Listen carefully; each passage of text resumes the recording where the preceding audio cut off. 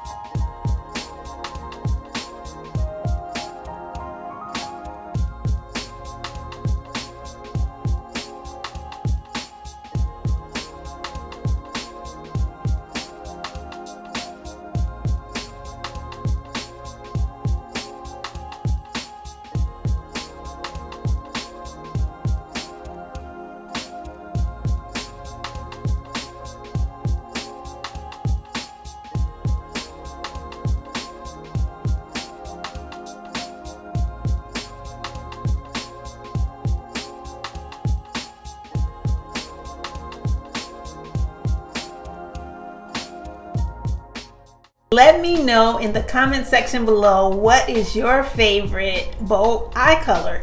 What colors do you prefer to use on your eyes? I actually try everything. There are certain colors that I'm not crazy about, like blues and purples, but I'm willing to step outside my comfort zone just to try some new things out. I'll be filming more videos about makeup as my time goes on, but this particular month I was so excited about because it's makeup month on our platform. So all of our videos, our IG pages, our IG page, and let's see, our Facebook page, and also over here on YouTube. So I'm so excited about makeup month. And then I ordered more makeup to try out from another company. I'm not gonna say the name of the company yet.